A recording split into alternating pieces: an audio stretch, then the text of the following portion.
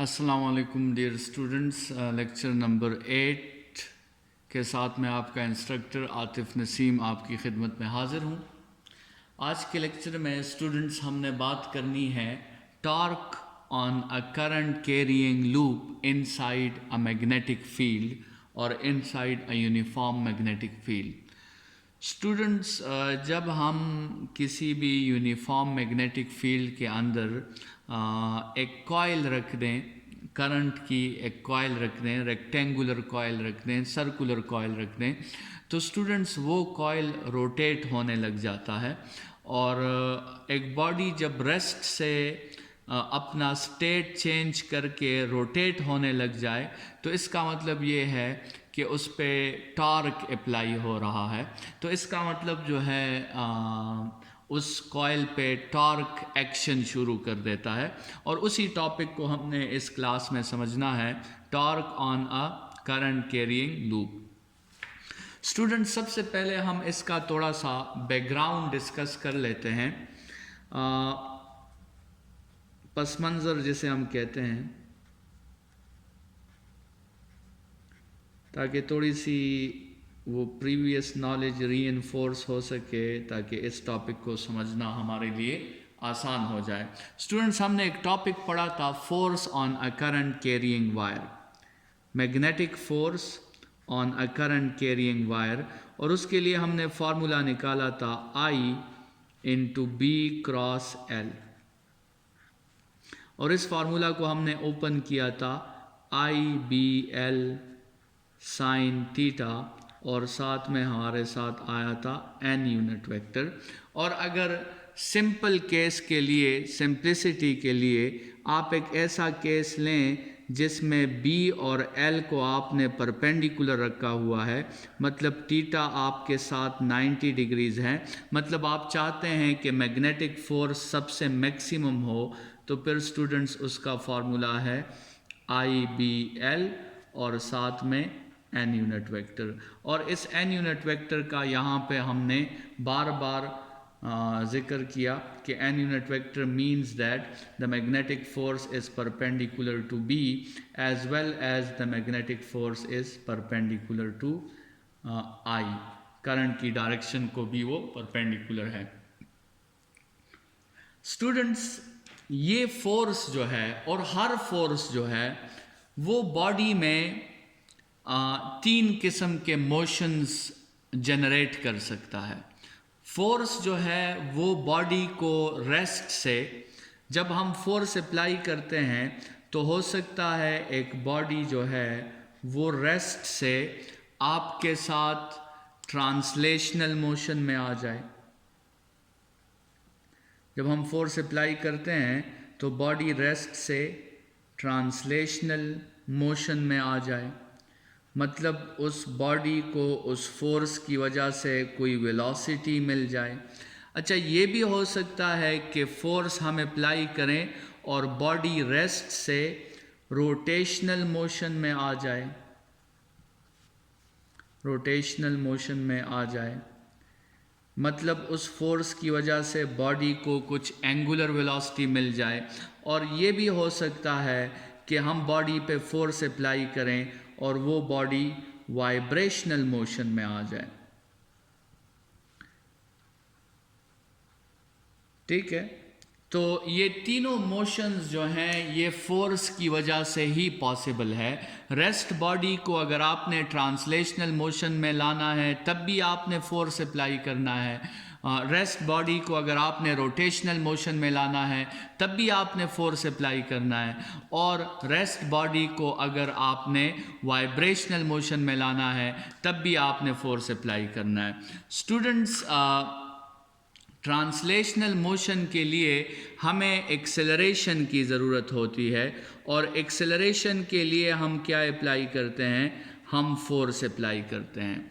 Rotational motion के लिए हमें अल्फ़ा की ज़रूरत पड़ती है, और अल्फ़ा के लिए स्टूडेंट्स हम टॉर्क अप्लाई करते हैं।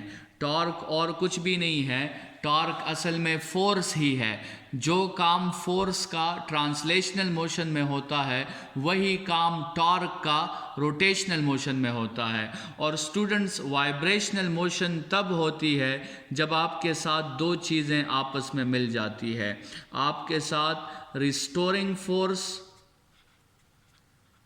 और इनर्शिया जब एक सिस्टम में होती है, जब एक सिस्टम में इनर्शिया भी हो और रिस्टोरिंग फोर्स भी हो, तो स्टूडेंट्स वो सिस्टम ज़्यादातर वाइब्रेशनल मोशन पे मजबूर हो जाता है, क्योंकि रिस्टोरिंग फोर्स उस बॉडी को मीन पोजीशन तक लाने की कोशिश करती है और इनर्शिया की वजह से बॉडी मीन पोजीशन पे रुकती नहीं है, वो अदर एक्सट्रीम तक जाती है। रिस्टोरिंग फोर्स वापस उसे मीन तक लाता है, इनर्शिया की वजह से बॉडी दोबारा एक्सट्रीम तक जाती है, और ये मीन और एक्सट्रीम के दरमियान बॉडी के इस मोशन को हम टू एंड फ्रो मोशन कहते हैं, और इस मोशन को वाइब्रेशनल मोशन या ऑसिलेशनल मोशन कहा जा सकता है। स्टूडेंट्स, मकसद हमारा यहाँ पे ये है कि हमें जब इतना पता लग गया कि एक वायर पर फोर्स अप्लाई हो सकता है, तो स्टूडेंट्स हमने सोचा कि क्या हम इस फोर्स से इसकी टर्निंग इफेक्ट जो है वो हासिल कर सकते हैं या नहीं। क्या हम इस फोर्स को यूज़ कर सकते हैं कि इससे हम किसी बॉडी को रोटेट करें या नहीं। क्या हम ऐसा कर सकते हैं या नहीं कर सकते। क्या हम इस फोर्स से टॉर्क प्रोड्यूस कर सकते हैं या हम इस फोर्स से टॉर्क प्रोड्यूस नहीं कर सकते। टॉर्क असल में क्या है? टॉर्क असल में टर्निंग इफेक्ट है। Turning effect of a force is called torque. Students, तो जैसे हमने स्टार्ट में बात की कि आप हर फोर्स से टॉर्क को प्रोड्यूस कर सकते हो, लेकिन कुछ कंडीशंस का आपको ख्याल रखना होगा। देखिए स्टूडेंट्स, लेट्स सपोज ये हमारे साथ एक स्टिक है, कंसिडर करें, और ये उस स्टिक की सेंटर ऑफ ग्रेविटी है। लेट्स सपोज हम इस स्टिक पे फोर्स अप्लाई करते हैं और बिल्कुल इसकी सेंटर ऑफ ग्रेविटी पे हम फोर्स अप्लाई करते हैं, तो स्टूडेंट्स ये स्टिक कैसे मूव करेगा? ये बिल्कुल हॉरिजेंटली मूव करेगा, और इस किस्म के मोशन को स्टूडेंट्स हम कहते हैं ट्रांसलेशनल मोशन। लेकिन स्टूडेंट्स, अगर यही स्टिक है और उस पे हम उतना ही फोर्स अप्लाई करें, लेकिन अब हम वो फोर्स उसकी सेंटर ऑफ ग्रेविटी पर अप्लाई ना करें, बल्कि सेंटर ऑफ ग्रेविटी के अलावा किसी पॉइंट पे हम अप्लाई कर दें, तो स्टूडेंट्स अब ये स्टिक क्या होगा? अब ये स्टिक रोटेट होगा, और इस किस्म के मोशन को हम रोटेशनल मोशन कहते हैं। तो स्टूडेंट्स, खुलासा ये है कि हमें पता चल गया कि मैग्नेटिक फोर्स किसी वायर पर अप्लाई होता है।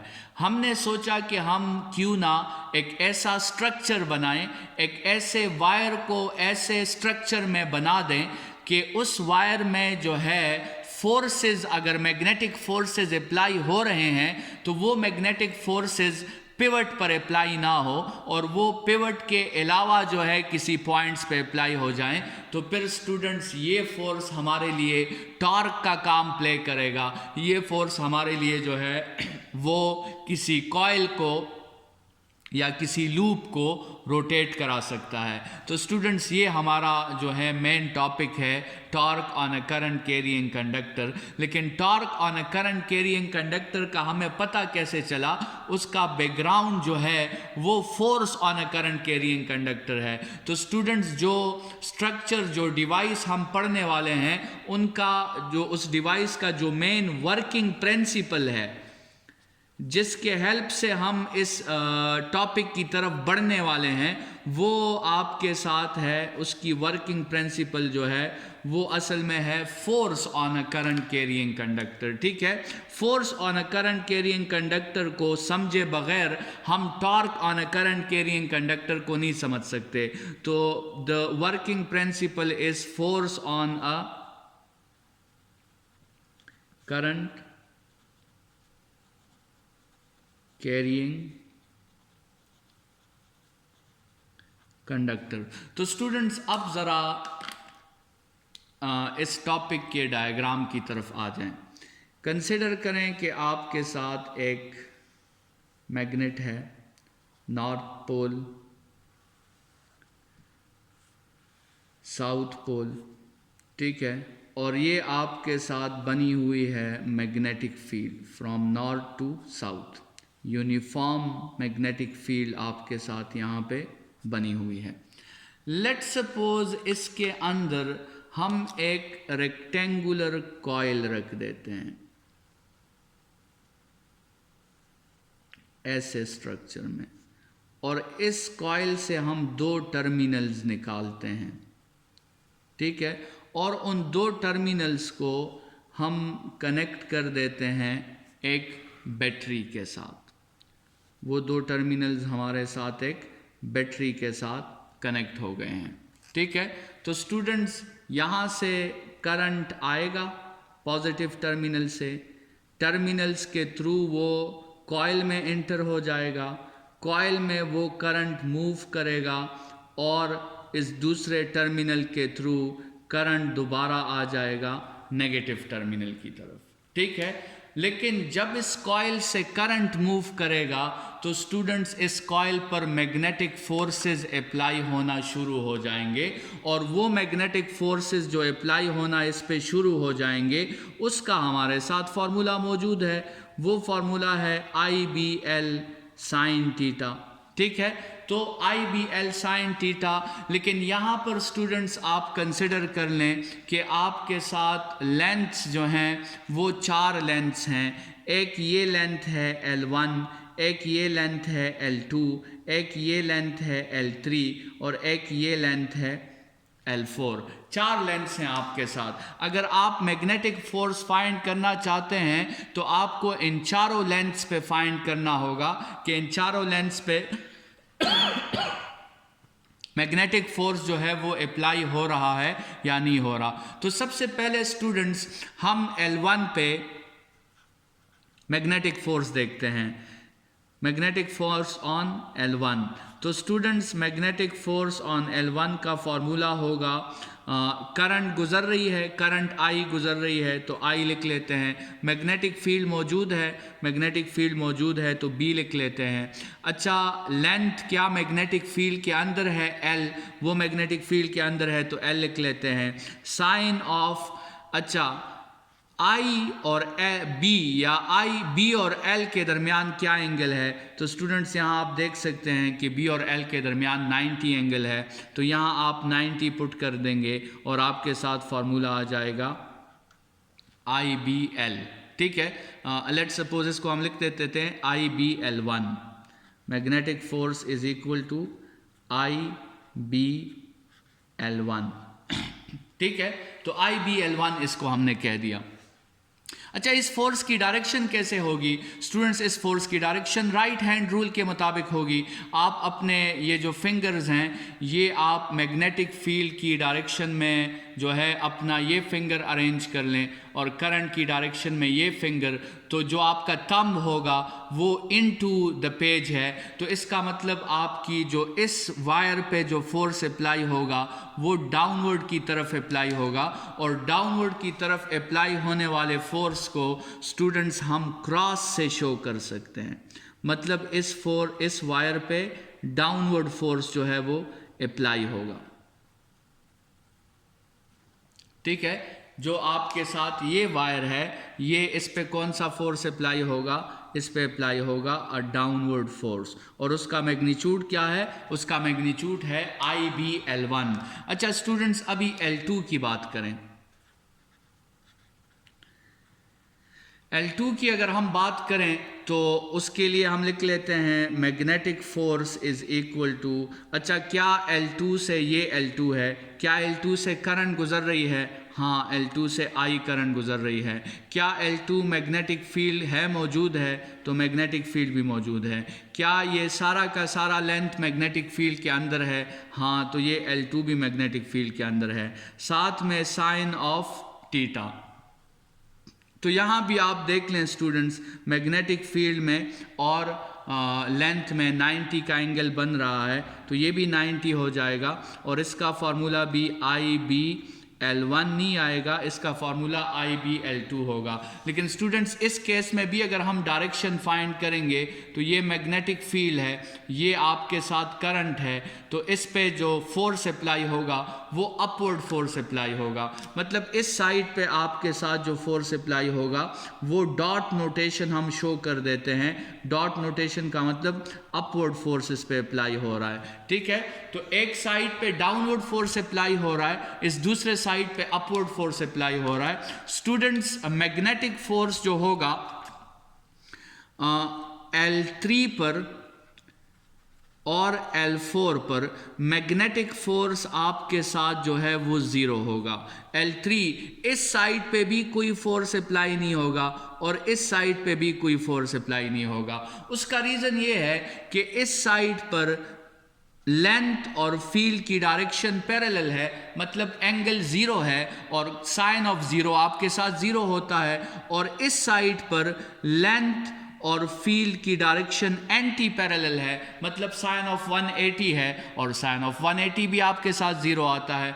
तो सिर्फ इन दोनों वायर्स पे फोर्स अप्लाई होगा, इन दोनों वायर्स पे कोई फोर्स अप्लाई नहीं होगा। स्टूडेंट्स आप ज़रा रिकॉल करें, यहाँ पे दो फोर्सेस अप्लाई हो रहे हैं। एक फोर्स जो है, लेट्स सपोज ये एक बॉडी है और इस बॉडी पे हम दो फोर्सेस अप्लाई करते हैं, एक अपवर्ड डायरेक्शन में, एक डाउनवर्ड डायरेक्शन में। स्टूडेंट्स दोनों के मैग्नीट्यूड्स भी सेम हैं, एक का मैग्नीट्यूड है IBL1, दूसरे का मैग्नीट्यूड है IBL2। लेकिन L1 और L2 तो आपस में इक्वल हैं, तो इसलिए दोनों के मैग्नीट्यूड सेम हैं, दोनों की डायरेक्शंस जो हैं वो अपोजिट हैं और दोनों के लाइन ऑफ एक्शंस जो हैं, दोनों के लाइन ऑफ एक्शंस एक दूसरे को पैरेलल हैं। स्टूडेंट्स जब फोर्सेस ये तीन प्रॉपर्टीज सेटिस्फाई कर लेते हैं तो उन फोर्सेस को हम कपल फोर्सेस कहते हैं। कपल फोर्सेस उनको कहा जाता है और कपल फोर्सेस हमेशा टॉर्क प्रोड्यूस करते हैं। तो स्टूडेंट्स आपके साथ इन कपल फोर्सेस की वजह से क्या प्रोड्यूस हो जाएगा, इनकी वजह से आपके साथ टॉर्क प्रोड्यूस हो जाएगा। और उस टॉर्क का फार्मूला क्या है जो कपल फोर्स की वजह से प्रोड्यूस होता है? उस टॉर्क का फार्मूला है couple force into distance between them. मतलब कपल फोर्स की आप वैल्यू लिखते हैं, कपल फोर्स की वैल्यू यहां पे क्या है, IBL है, ठीक है। और इन दो कपल फोर्स के दरमियान जो डिस्टेंस है उसको हमने L3 का नाम दिया है, या L3 या फिर L4 जो भी आप लिखना चाहें। लेट सपोज उसे हमने L3 का नाम दे दिया। और ये जो L है ये आप मतलब ये लेंथ है और ये डिस्टेंस उसकी विड्थ है, ठीक है। तो ये लेंथ है और ये विड्थ है, मतलब जब आप लेंथ और विड्थ को मल्टीप्लाई करते हैं स्टूडेंट्स तो आपके साथ एरिया आता है। मतलब आपके साथ टॉर्क का क्या फार्मूला हो जाएगा, आपके साथ टॉर्क का फार्मूला हो जाएगा IBA, जिसमें I जो है वो करंट की वैल्यू है, B जो है वो मैग्नेटिक फील्ड इंटेंसिटी की वैल्यू है, और एरिया किसका एरिया, इस कॉइल का आपके साथ एरिया है, ठीक है। क्योंकि इसमें हमने अगर आप देखें तो हमने इस कॉइल की लेंथ को इस कॉइल के विड्थ के साथ मल्टीप्लाई कर दिया है, तो आपके साथ इस कॉइल का एरिया आ जाएगा। स्टूडेंट्स इसको थोड़ा और एक्सप्लेन करते हैं। लेट्स सपोज स्टूडेंट्स अगर आपके साथ जो है स्ट्रक्चर कुछ ऐसा है कि आपके साथ एक सिंगल कॉइल है, एक सिंगल कॉइल है, तो सिंगल कॉइल के लिए तो आपका जो फार्मूला होगा टॉर्क का वो तो सिंपल होगा IBA। लेकिन अगर आपके साथ इस तरह का एक मैकेनिज्म है जिसमें आपने कॉइल्स को N टर्न्स दिए हुए हैं, ठीक है, तो N टर्न्स के केस में स्टूडेंट्स ये फार्मूला फिर हो जाएगा NIBA, ठीक है। ये बात आपने याद रखनी है कि 1 कॉइल के लिए IBA फार्मूला है और N कॉइल्स के लिए NIBA फार्मूला है। स्टूडेंट्स एक और बात भी यहाँ पे जो है मेंशन करना बहुत ज़रूरी है। एक तो ये बात है स्टूडेंट्स कि आपने ये जो मैग्नेटिक फोर्स आपने पहले पढ़ा था, आपने इस मैग्नेटिक फोर्स से यहाँ पर क्या फ़ायदा ले लिया, आपने इस मैग्नेटिक फोर्स से टॉर्क का फ़ायदा ले लिया, और जिससे बॉडी ने क्या शुरू कर दी, जिससे बॉडी ने रोटेशन शुरू कर दी। तो स्टूडेंट्स ये बहुत इंपॉर्टेंट रिजल्ट हमारे साथ आया। इस इंपॉर्टेंट रिजल्ट से हमें ये पता चला कि हम अब इलेक्ट्रिकल एनर्जी को हम अब कन्वर्ट कर सकते हैं मैकेनिकल एनर्जी में, या स्पेसिफिकली हम उसको कन्वर्ट कर सकते हैं काइनेटिक एनर्जी में, या हम उसको रोटेशनल काइनेटिक एनर्जी में कन्वर्ट कर सकते हैं। तो ये तो एक बहुत जो है इम्पॉर्टेंट एनर्जी कन्वर्जन है, जिसमें हम इलेक्ट्रिकल एनर्जी को मैकेनिकल में कन्वर्ट करते हैं, और उन डिवाइसेस को स्टूडेंट्स मोटर्स कहा जाता है। मोटर्स जो हैं वो आपके साथ इलेक्ट्रिकल एनर्जी को मैकेनिकल में कन्वर्ट करते हैं। वो मोटर्स आपके साथ फैंस में लगे हुए हैं, वो मोटर्स वॉशिंग मशीन्स में लगे हुए हैं, वो मोटर्स आपके साथ घरों में आपकी जो है सरकारी पानी को टैंकी तक पहुंचाने के लिए वो मोटर्स लगे हुए हैं। तो जहाँ पे भी एक डिवाइस आपके साथ रोटेट करता है और वो डिवाइस इलेक्ट्रिकल एनर्जी पे काम करता है, तो समझ लें कि वहाँ पे आपके साथ मोटर्स जो हैं वो लगे हुए हैं।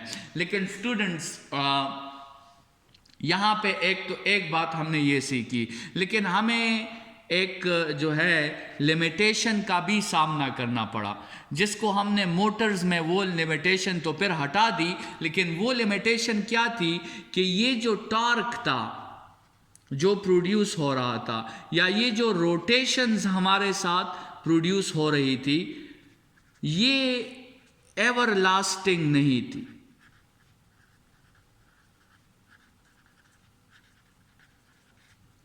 ये रोटेशंस और ये टॉर्क जो प्रोड्यूस हो रहा था, जो हमने इस टॉपिक में पढ़ा कि एक साइड पर भी फोर्स अप्लाई हो रहा है, दूसरे साइड पे भी फोर्स अप्लाई हो रहा है, वो दोनों फोर्सेस कपल का रोल प्ले कर रहे थे।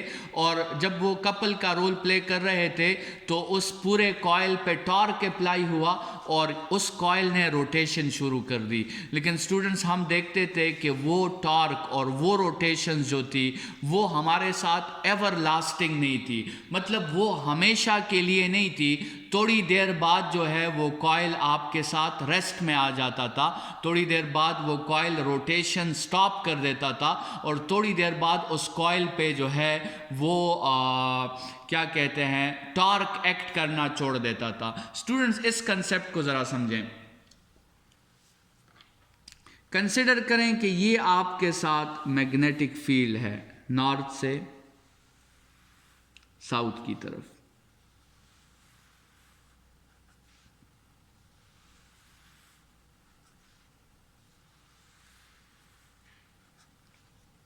अच्छा, अभी फिलहाल आप ये केस कंसिडर करें जिसमें प्लेन ऑफ द कॉइल जो है, प्लेन ऑफ द कॉइल, ये जो कॉइल का ये प्लेन है, this plane of the coil is parallel to the field.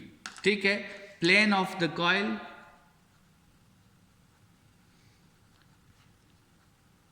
Coil is parallel to the magnetic field. ठीक है, प्लेन ऑफ द कॉइल क्या है, मैग्नेटिक फील्ड को पैरेलल है, जो हमने डायग्राम में भी डिस्कस किया। उसमें हमने बात की कि इस साइड पे आपके साथ जो है क्रॉस फोर्स था।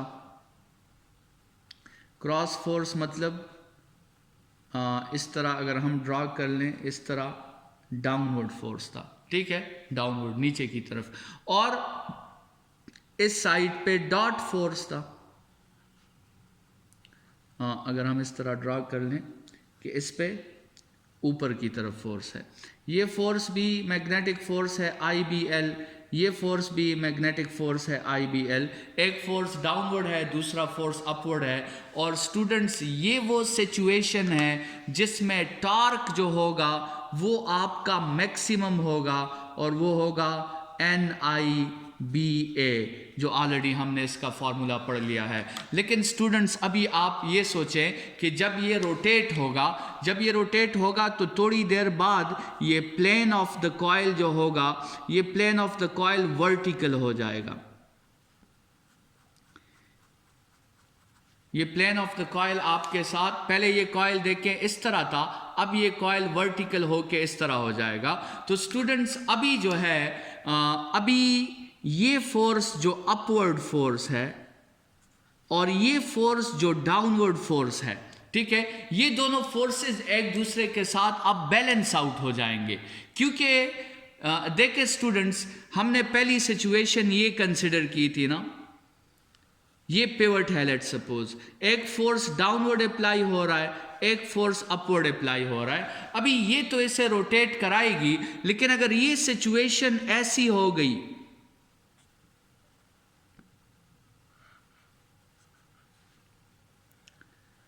तो स्टूडेंट्स अब तो दोनों फोर्सेस जो हैं, वो दोनों फोर्सेस का लाइन ऑफ मोशन आप देखें तो दोनों फोर्सेस का लाइन ऑफ मोशन कहां से गुजर रहा है? दोनों फोर्सेस का लाइन ऑफ मोशन पिवट से गुजर रहा है। तो अब तो ये आगे और रोटेट नहीं होगी, क्योंकि अब तो ये दोनों फोर्सेस एक दूसरे के साथ बैलेंस आउट हो गए हैं और आपके साथ इस केस में नेट फोर्स भी जीरो हो गया है और नेट टॉर्क भी जीरो हो गया है। तो अब तो ये रोटेशंस छोड़ देगी। मतलब कहने का ये है कि आप कॉइल को ऐसे रखोगे मैग्नेटिक फील्ड में और उससे करंट गुजारोगे तो वो सिर्फ यहाँ तक रोटेट करेगा, उसके बाद फिर वो रोटेट नहीं करेगा। मतलब वो जब प्लेन उसका हॉरिजेंटल होगा, वो हॉरिजेंटल प्लेन से रोटेट करते करते वर्टिकल प्लेन तक रोटेट कर देगा और फिर उसके बाद वो रोटेट नहीं करेगा। So this means that this torque and this rotation are not everlasting. ये एवर लास्टिंग नहीं है। मतलब यहाँ पे तो टॉर्क मैक्सिमम है NIBA, लेकिन जिस केस में जैसे ही आपका प्लेन जो है वो क्या हो गया है, प्लेन ऑफ कॉइल जो है आपका, जैसे ही वो perpendicular to magnetic field intensity हो गया, उसी पॉइंट पे आपका टॉर्क क्या हो गया, टॉर्क आपका जीरो हो गया। तो इससे हमें ये पता चला कि टॉर्क जो है ये एवर लास्टिंग, ये टॉर्क एवर लास्टिंग नहीं है। स्टूडेंट्स ये जो फॉर्मूला हमने टॉर्क का लिखा है NIBA, क्या ये फार्मूला हमें ये बात समझा रहा है कि ये टॉर्क सिर्फ NIB और A पर डिपेंड नहीं करता, बल्कि ये टॉर्क एंगल पर भी डिपेंड करता है, ये टॉर्क ओरिएंटेशन पे भी डिपेंड करता है? ये फार्मूला तो हमें ये बात नहीं समझा रहा। और हम प्रैक्टिकली देख रहे हैं कि कभी टॉर्क मैक्सिमम है और कभी टॉर्क ज़ीरो है। तो स्टूडेंट्स ये फार्मूला कंप्लीट नहीं है, इसमें अभी तक हमने उस एंगल की और ओरिएंटेशन का जो असर है वो इफेक्ट हमने अभी तक इस फार्मूला पे नहीं डाला। तो स्टूडेंट्स एंगल और उसके इफेक्ट को डालने के लिए हमारे साथ दो तरीके हैं, या तो इसके साथ हम cos थीटा लिखें या इसके साथ हम sin थीटा लिखें। तो स्टूडेंट्स cos थीटा और sin थीटा के लिए हमें इन दोनों बातों की तरफ आना पड़ेगा कि ये टॉर्क मैक्सिमम कब होता है और मिनिमम कब होता है। स्टूडेंट्स ये पैरेलल के केस में मैक्सिमम होता है, मतलब जब एंगल ज़ीरो हो तो ये मैक्सिमम हो जाता है, और परपेंडिकुलर के केस में स्टूडेंट्स ये ज़ीरो हो जाता है। और ये प्रॉपर्टी स्टूडेंट्स किसकी है? ये प्रॉपर्टी आपके साथ cos थीटा की है। ज़ीरो एंगल पे cos थीटा मैक्सिमम होता है और 90 एंगल पे cos थीटा जो है वो ज़ीरो होता है। तो हम इसके साथ क्या मेंशन करेंगे? हम इसके साथ मेंशन करेंगे cos थीटा, और जिसमें ये थीटा किसके दरमियान एंगल है? थीटा जो है वो आपके साथ एंगल है between magnetic field intensity and plane of the area. Area vector नहीं है, अच्छा स्टूडेंट्स ये बात याद रखें, प्लेन ऑफ द एरिया और मैग्नेटिक फील्ड इंटेंसिटी के दरमियान ये एंगल है। तो स्टूडेंट्स ये जो टॉर्क का एवर लास्टिंग ना होना है, इसने हमारे लिए दोबारा मसला क्रिएट कर दिया, क्योंकि हमें तो continuously electrical energy mechanical energy में हमने कन्वर्ट करनी है ताकि हम करंट प्रोवाइड करें और वो कॉइल क्या करें, वो कंटिन्यूसली रोटेट करें। तो स्टूडेंट्स इसका भी हमने हल निकाला और मोटर्स में फिर आपके साथ हमने ऐसे डिवाइसेस लगाए जिन्होंने ये इंश्योर किया कि ये कॉइल हमेशा रोटेट करता रहे, और उन डिवाइसेस को हम स्प्लिट रिंग्स या स्लिप रिंग्स कहते हैं। लेकिन स्टूडेंट्स वो टॉपिक जो है इस हमारे स्मार्ट सिलेबस के कोर्स में इंक्लूड नहीं है, तो हम उसे डिस्कस नहीं करेंगे। लेकिन यहाँ तक ये बात याद रखें कि आपके साथ जो टॉर्क है वो प्रोड्यूस हो सकता है। Magnetic force on a wire से आप टॉर्क का इफ़ेक्ट हासिल कर सकते हो, आप उसको रोटेशंस के लिए यूज़ कर सकते हो। लेकिन स्टूडेंट्स वो जो रोटेशंस होंगी वो एवर लास्टिंग रोटेशंस नहीं होंगी। वो मैक्सिमम टॉर्क उस वक्त होगा जब plane of the area magnetic field को पैरेलल होगी, और टॉर्क ज़ीरो हो जाएगा जैसे ही plane of the area magnetic field को परपेंडिकुलर होगी। स्टूडेंट्स, आज का टॉपिक हम इस बात के साथ यहाँ पे ख़त्म कर देते हैं कि ये टॉर्क जो है ये प्रोड्यूस होता है, लेकिन ये एवर लास्टिंग नहीं होता। लेकिन इसको एवर लास्टिंग बनाने के लिए हमने मैकेनिज़म्स यूज़ किए हैं और हम उन मैकेनिज़म्स में कामयाब हुए हैं। और ये टॉर्क जो है मोटर्स में, चाहे वो डीसी मोटर्स हैं चाहे वो एसी मोटर्स हैं, यही फिनोमिना मोटर्स में यूज़ हुआ है। लेकिन वहाँ जो टॉर्क प्रोड्यूस होती है वो फिर एवर लास्टिंग टॉर्क प्रोड्यूस होती है। आज के लेक्चर के लिए इतना ही। नेक्स्ट लेक्चर में दोबारा मुलाकात होगी। Thank you students.